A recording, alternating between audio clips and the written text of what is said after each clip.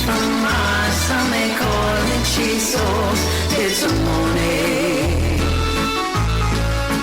You can put it in the lasagna tin, make it super thin, and do it your way. When you make bechamel and you add cheese as well, it's amore. You're listening to Rebecca Bowen with Quite a Stir on Radio Cardiff 98.7 FM.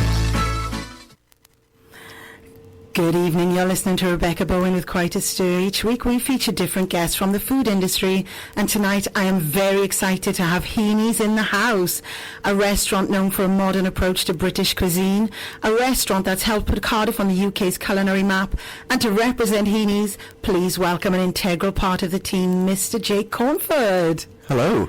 Welcome to the show. I always ask my guests to give a shout out to family, friends listening in, or the hardworking staff at Heaney's, maybe? Yeah, absolutely. Huge shout out to the Heaney's and Ishka team. They're a lovely bunch, so hello.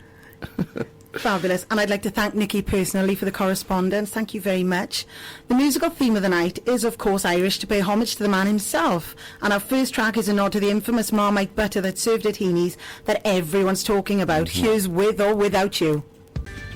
Welcome back. We are joined with Tom Cornford of Heaney's. As a key member of Heaney's, can you tell us more about your role and what it's like being a part of Heaney's? Yeah, of course. I love it. It's somewhere that has got a lot of prestige and a lot of the name itself. It's got a lot of respect. Tommy himself, obviously, amazing chef. It's... the menus are incredible. I've worked a lot in hospitality since I was about 17. I've worked in like TGI Fridays, casinos, Gassy Jacks, whatever. But to work somewhere where the level of the food is at like a fine dining standard, it's just been really nice to learn how the dishes are made and learn about all these really interesting ingredients. And we're encouraged when we bring the food to the table to describe the dishes and really give as much information as possible. So it's I feel really privileged, actually. There's a lovely team there. We've all got a really good relationship. So I really enjoy it. Do you get to taste the incredible food? Absolutely, yeah. Not always in its final form that it goes out to the guests, but sauces or spices, different ingredients. Chef Tommy obviously likes us to know what we're talking about the subject, of course. So and also the friendlier you are with the chefs, if I'm like, let me have a taste of that. So I am very close with the chefs in the kitchen for that reason, which is good. That's nice. Do they have any incentives for the staff? Like, do you get discounts? Do you get free food or drinks? Yeah, we get a staff discount on food and drinks. We also, if we're the chefs will make food for us for all the staff if we're working a double, and then obviously, incentive-wise, we all get a fair share of the tips on service charge. So it's like, that's nice. Yeah, it's really good, and it's worked out really fairly. So that's a nice little bonus at the end of the month to like top up your wages. So I guess that's the incentive. More champagne and food you sell, the higher your tips. Can I get a job there, please? Listen, we're always looking. As we reflect on the artistry of Tommy Heaney, a chef whose dishes are as expressive as music, here's a song that captures the same emotional punch, Dreams by the Cranberries. Welcome back. We're with Jake Cornford of Heaney's. Can you share the story behind Heaney's, the brand, the vision, where it's going, please? Absolutely. So I was speaking to Nikki, obviously co-owner with Tommy. So I asked sort of how did it Heaney's come about. So after Chef Tommy was on Great British Menu, yes, did really well on that, and they'd been wanting to open somewhere for a long time, and they knew that the show was going to air, and they knew that this was going to be the opportunity to sort of pounce on that. So they initially were going to open somewhere in Bristol, like a little, just 20 covers, smaller place in Bristol. And then before it was Heaney's, it was a restaurant called Arbennig, and the gentleman was selling that, so they got into contact with Tommy and Nikki, mentioned that they were selling it. So it was literally like a last minute thing. They were like, oh yeah, we'll go and take a look. Cardiff. Yeah, they loved the space. They loved Pontcanna, loved Cardiff. So yeah, they opened a little pop-up next door, which is now Ishka, which is the oyster and cocktail bar. Opened a pop-up, started a Kickstarter campaign, and then 7 years on, here we are. You know, in the Michelin Guide, and lots of nice accolades. So yeah, they've done really well. Brilliantly, and he was in Bridgend before that, wasn't he? Yes, he was. On the spot there for the name of the place, not sure. But he was, yeah. I can confirm. But he actually, he started when he was younger, his love for food. He went over to America to, I think he was to live with his uncle over there, and he worked, from like kitchen porter in there, learnt a lot, and then that's how his love of food began there. And then he went from America to Australia and then Asia, and you can really see all of those culinary he's done the rounds, and he's in the dishes. He's put it all in. Okay, that's Absolutely. amazing. Oof, that's left me breathless, and here's the cause. Welcome back to the show. We are with Jay Cornford of Heaney's, and that was my mess up with the last song. We were supposed to have breathless, but unfortunately we had a bunch of time, but I love that track anyway. So, when my cousin Nikki Lyons visits annually for a birthday celebration with friends from the Valleys, Tommy very humbly has a selfie with the gang, which is proudly posted on social media. For a very respected chef, he comes across very down to earth. What's he like in the kitchen? Yeah, he is down to earth, very much so. He's always on a wind up. He's a good laugh. But yeah, in the kitchen, very very focused. He knows it's his name above the door, so he cares about every single dish going out, and if it's not right, it's not going out. It's actually really cool to see such a like high end kitchen running so efficiently. He knows what he wants, and he very much has control of his team and control of the whole kitchen. But yeah, there's always time for a laugh as well. So yeah, he designs all the dishes, like you said, and then the rest of the team, they just follow the recipes. Yeah, you said they don't. Do they have any input in those? Yeah, I think a lot of it is straight from Tommy's brain. He's a bit of a genius, to be fair. But I think there is some collaboration definitely with the other chefs. He really respects their opinion. So yeah, definitely have a say, and I think they come to him with ideas and dishes, and then ultimately work on it together. But he has the last say on the dishes, I'd say. Fabulous. We were just talking about one of your chefs. He was just on the Master Chef Professionals. Yeah, so Gareth, our head chef, just did really well. Got to, like you said, Master Chef Professionals. I think it was the semi-finals he got to. And yeah, so that was really exciting. We had like a nice little influx of people. Some people came from like Oxford, from Birmingham to the restaurant because they'd seen him on MasterChef, and we also had some of the dishes that Gareth did on the show. We were selling them at the restaurant, so yeah. Him as well. It was a really nice little buzz around the restaurant. That's cool. Lovely. And recently I saw a post, one of your pastry chefs is off to New Zealand, and you were saying that you've got such a great rapport with the team that they're absolutely gutted to see her go. But the door's always open for her when she yeah, absolutely. Back. I think hospitality is so transient, and you work with people for so long. You build these relationships, and yeah, you are colleagues, but you are friends, and you want people to do well, and if that means that they want to go off and take a break for a bit, go somewhere else, I think it's nice that the door is always open.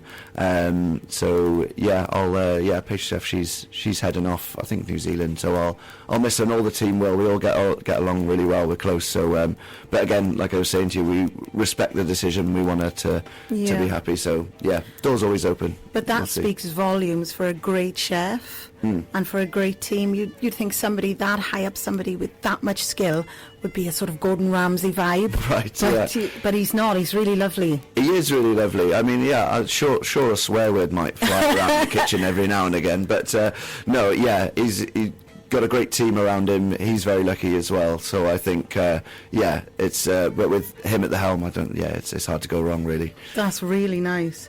The last song we had lined up brought to mind the honey and thyme ice cream that was on your Sunday lunch menu. You don't serve that. What ice cream you Currently not. Yeah, so we try and I say we try.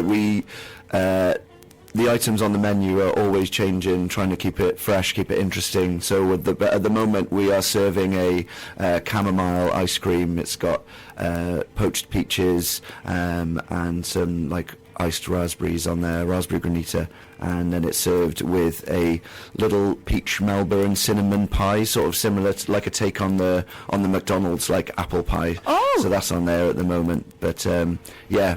You're talking about your Marmite ice cream as well? Oh yes, yeah. Well, I think because obviously we're well known, people come in and they always say that the sourdough and the Marmite butter is what they look forward to.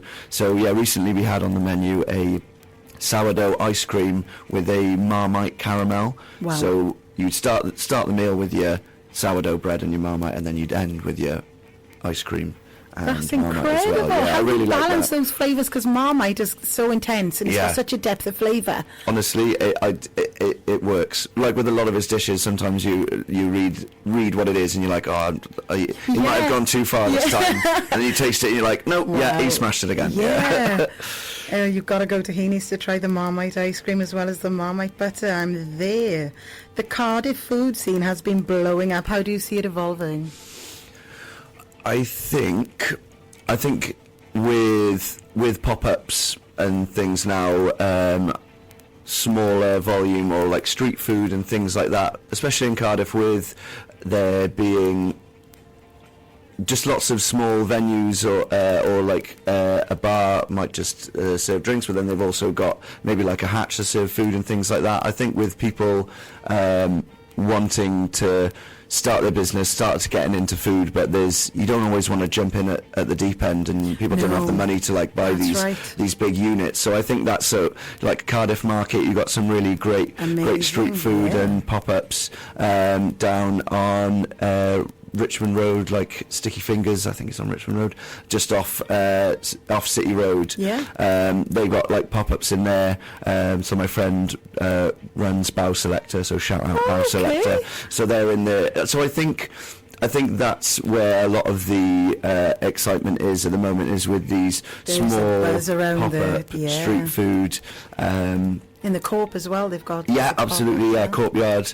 I think it's just a nice vibe. You can go have a few drinks and you can decide, maybe I'll have a bit of pizza and then I'll have something else. I think people like the choice and like that sort of informality of the I whole love thing. that. And with the tourism, because the Principality Stadium, you're getting the bigger acts now. You're getting like Beyonce's coming there, things like that. Cardiff is definitely on the scene. So these amazing restaurants, when people come, when they used to go into big cities like London and they look at those restaurants used to, they want the Heaneys. They want those kind of things. Yeah, absolutely. So I think Cardiff is definitely a foodie scene. Yeah, it's really, in the past few years, I've definitely noticed there's just lots of really exciting restaurants opening, and it's definitely a bit of a steady.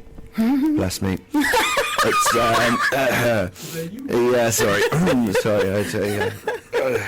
I ate too much before coming. Sorry.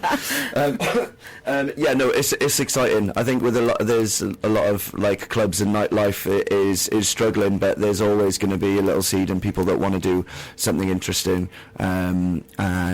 It's exciting, very exciting. Absolutely. Before we go any further, let's have Breathless by The Cause.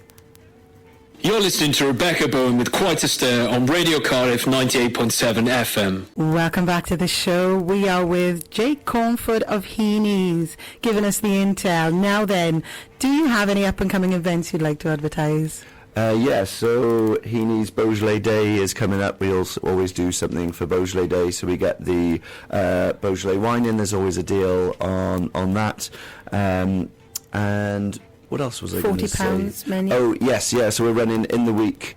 We are running a £40 per person, like 6-course tasting menu. That's for their lunch fantastic. That menu. how you can't get a better deal than that. £40 for a 6-course. Yeah, 6 courses. You get a lot for your money. It's really reasonable. And again, all the food, the quality of the ingredients and everything is always top class. Is that top a of the line. specific time? Is it like a happy hour? Or? Yeah, no. So it's so for lunch times. So lunch £40 a head, and I think we stopped that at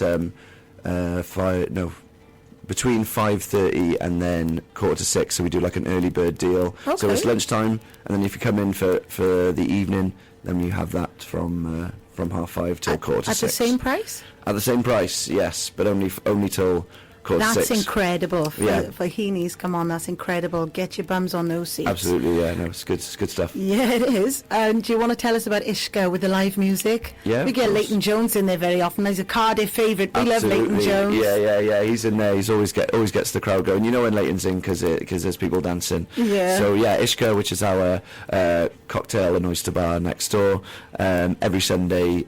So we serve Sunday lunch in Heaney's, and then once we finish, I think it's about 5 or 6 o'clock. Then there's always a singer next door in Ishka. Oh, fab. So you keep them in and they keep them in drinking. Absolutely, and yeah. dancing. Boot them out of Heaney so I can go home, and then just let them know that there's stuff going on next door. Yeah. How much is your Sunday lunch? Oh, that's a good one. I think it's about 2 courses. I think 38 quid. I should know that. That's Don't quote me on that. I keep I putting you get on in the spot, trouble. Phil, No, it's my own fault. I should have done my research. Yeah, so 2 courses. I think like 35 to 38, and then or you can do 3 courses. I should know. sorry. Sorry, Nikki. Sorry, Tommy. It's my fault. Blame me. No, Don't I won't shoot the have it. I won't messenger. have it. Here's Galway Girl, a classic Irish track. Welcome back to the show. We are with Jake Comfort of Heaney's. I think it's imperative to have a sense of humour in a high-pressure job. And I'm told you're also a comedian. Do you get nagged daily by the team for jokes? Yes, I do, and they know it, winds me up as well. Because, we'll be working on shift, and then just naturally we'll be having a chat, and I'll be making them laugh all shift, and then That's all of a nice. sudden one of them will be like, oh, I need gigs, Jake, tell us a joke. I'm like, I've been making you laugh all shift, and now you're asking me, and I'm always like, you just have to, if they ask me to tell a joke, I say, look, you'll have to come and see me at a gig. Well, that's a good... Yeah, absolutely. that's They it. should support you, Always isn't it? thinking, see, yeah. Tell us a bit about you then, and your comedy gigs, and what you've got lined up, where you started. So in London. Yeah, so I started, my first gig was probably about 7 years ago now. First gig was at Joke in the Oak. The lovely Di Towler runs that gig. So that was the first time I did it. Like I said to you, I was absolutely terrible. But I felt like I got enough of a buzz out of it that I was like, man, this is, I really want to do this. So yeah, moved to London, was in London for about 3 years. I think just the frequency of gigs over there was really, like, I really cut my teeth over there. I think within like the first couple of months of being in London, I'd already doubled the amount of gigs I'd done in like a year living in Cardiff. Of course. So, yeah, I loved it. It was great. We met loads of great people. I just came back from the Edinburgh Fringe Festival, so I did my first solo show up there for the whole month, which was it was a very much a learning experience. For a whole month. Yeah, it was a slog, because I mean I'm not a well-known name at all, so just gotta be out on the streets handing out bits of card with my face on it to try and get bums on seats. So that was it was tough, but it didn't put me off. I'm already planning next year's show, and I'm definitely going to go up again. But yeah, I love it. It's the dream, I suppose. You've done big venues like the Glee Club. Tell us about that. Yeah, I've done. I was tour support for Jade Adams for her Kylie Jenner's New Face tour. Ooh. And and then the lovely Robin Morgan. I did a gig for him up in the Glee. So yeah, hopefully be back there. And I've also got, if could plug, I've got a gig at Mad Dog Brewery, which is just opposite the castle. That is next Thursday, the 25th of September. How much a ticket? And it's a £12 a ticket, and it's headlined by the very funny Ignacio Lopez. So that's where you can catch me. You can also, if you wanted to follow me on Instagram, it's at I am Jake Cornford. So I post loads of stuff on there, like sketches, and I'm also doing my radio show as well, if I may. Yeah, of course. Go ahead. So Radio Seed, which is bilingual Welsh radio station, so I do the breakfast show twice a week. Fantastic. So Wednesdays and Friday mornings. Breakfast, Yes, absolutely. Brilliant. I'm loving that. So what's your advice for any budding chefs starting out? I think with not just chefs, I think if anything you want to do, I think you've just got to, if you want to do it well, it's going to take you a long time, so just start, just get into it, start, and I think that's the first step, because you can't be thinking what ifs later down the line, or you think, oh, if I'd have started a couple of years ago, maybe they would have been different. You just start doing it. And I think with especially chef-wise, I think Tommy Heaney is a great example of someone who literally, he's not like classically trained, didn't go to any like culinary school or anything. That's impressive. Do you know what I mean? It's all self-taught, and then the more he did it, the more people that he met and he learnt from them. So it's just about getting stuck in, getting around the people that are also doing that. I found the same with comedy. The more comedians I've made friends with, you collaborate with them, share jokes. I think it's exactly the same. You just surround yourself with those people, like-minded people, exactly, absolutely. and then just go from there. Don't rush it, enjoy it, and put your all into it. From a comedy side of things, who are your idols? Who do you like? Definitely, so my comedy hero is definitely Rick Mail. Love him. And love Steve Coogan, obviously. Right. Alan Partridge. There's definitely I definitely channel a bit of Partridge on the radio, whether it's subconsciously, I'm not sure. Okay. But and then stand-up wise, Sean Locke. Always really loved Sean Locke. Okay. I love the fact that he could be the everyman, but also be like really quite weird and interesting. So I really love Sean Locke. Oh, that's amazing, and I'd love to hear all about that. We're going to have a track by 4-Act Riot. It's called Crisis. They're a new indie rock band based in Cardiff, Merthyr, Aberdeen and Bridgend, and this one is called Crisis. That was Crisis by 4-Act Riot, the new indie rock band from Cardiff, Merthyr, Aberdeen and Bridgend. I love those boys. And I know you're listening, and Jake is going to play his stuff on his radio as well. Absolutely. Thank you. So we were talking about music and the vibe. Sometimes for such great food, you think, is it pretentious? Is it comfortable? I was shocked to hear what kind of music you actually play within the restaurant. Yeah, it's generally dance music, like electronic music. So in the day, a little bit more down tempo. There's a little bit of pop, a little bit of indie in there, and but in the evenings it really, it's pumping in there in the evenings. Wow. That was one thing when I went to do my trial shift.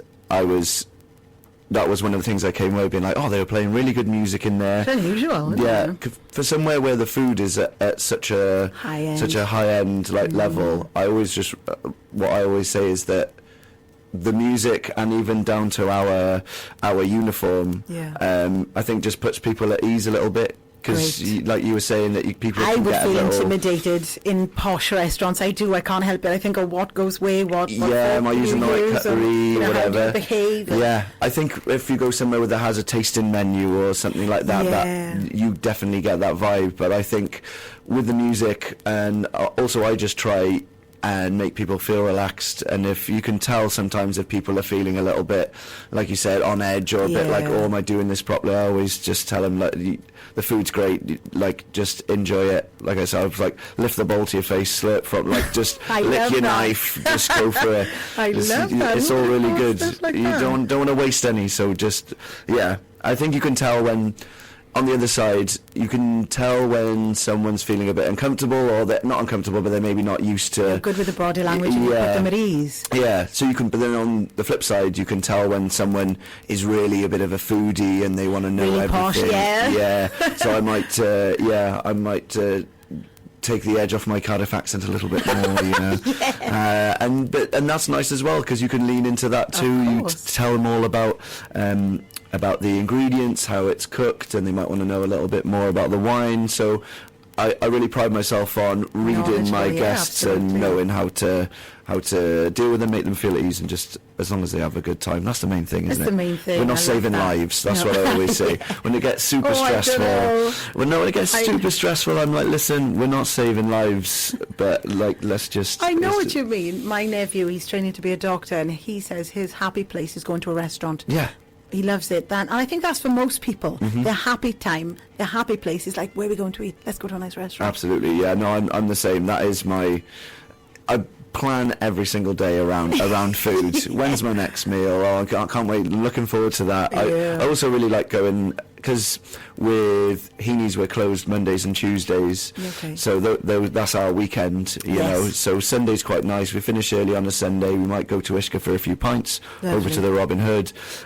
So yeah, on my days off, Monday, Tuesday, town's nice and quiet. I live in town, so I love to take myself out for lunch, sit on my own, headphones in. Where's your little happy place? Got to shout out New York Deli. Like that's I've got lots of fond memories, hanging out with my friends, going to New York Deli. They're always amazing. Even do you know what, that I do quite enjoy Yo Sushi. Okay. Now, I know it's a chain, it's not exactly cool, but I only went to a sushi place recently, you know, where they got like the conveyor belt with all the things on. Fascinated. So I quite like that you can just sit down, I can put my headphones in, I don't need to speak to anyone. I'm like, do I fancy that? Oh yeah, I do fancy it. And then you just take it off. So I quite like the anonymity of that. It's just leave me to myself, headphones on, and I'll have a bit of... Students love that as well. You know, they love that kind of feel about it. And we were talking about ages just now. You were saying it's never too late to get started, and if you've got that passion, don't let anything stop you. Yeah. And the age range of Heaney's. For sure.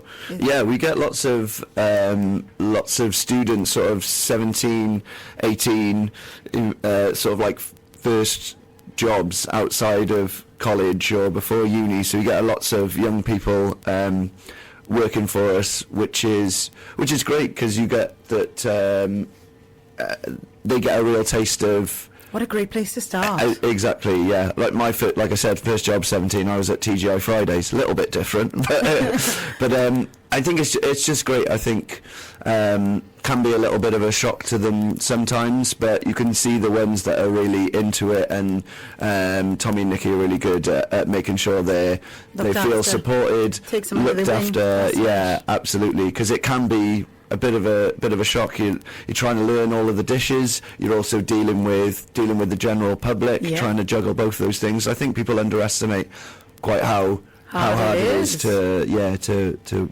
work in hospitality, because public facing, and like I know I was saying earlier, so you're not saving lives, but food means a lot to people, and people are paying good money. Cheer you up. You're having a bad day, it's cheering you up. Yeah, absolutely. Yeah, so you've got to get it right. People are paying good money. That's true. And you said that you've got different ages as well. It's not just the young people. No. You've got different ages. So for anyone starting out that's a little older, like myself. No, absolutely. There's like 46, not too old. No, not at all. Thank you. I mean, if it's something you're passionate about, there's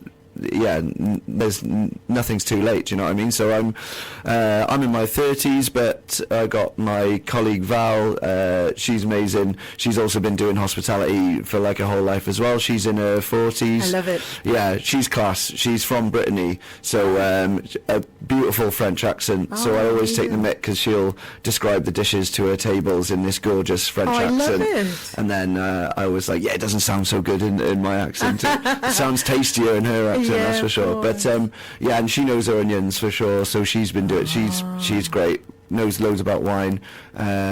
Knows her food. So if it's something you want to get into, you just like just with go your for comedy. it. Yeah, absolutely. I love it if you're driven by it, if you're passionate about it. Just go for it. Exactly. I mean, I've just literally finished a level 2 professional cookery, and there was a 70-year-old in there. He was an ex-baker, but he came in and joined us, and he showed us how to do these like hot cross buns and baguettes, and it was like he was part of the class. He wasn't there to have a job or anything, but he just loved it so much. He just wanted to be Yeah, part be of involved, it. exactly. Yeah, Dave, Oh, shout that's out to great. Dave. Big up Dave. baker, Big yeah. up Dave and his baguettes. Yeah. So that leaves us with one track left. You've been really funny in between the tracks as well. He's really funny. We're all going to come and watch you now next Very Thursday. kind. Just recap where you are next Thursday. So it's at Mad Dog Brewery on the 25th. So it's next Thursday, 25th of September. And what time? What's the opening times? I think it kicks off about 7:30. Kicks off at You 7:30. can get tickets at online, £12. or you can get tickets on the door as well. We are there. We're going to get tickets. We're going to come and support you. You've been amazing. Thank you so much for coming on. My pleasure. Thank you so much for having me, by the way. It's been really fun. You're welcome. And we're going to leave you with a track, and it's called Prisoner of Love by Josh Tatofa.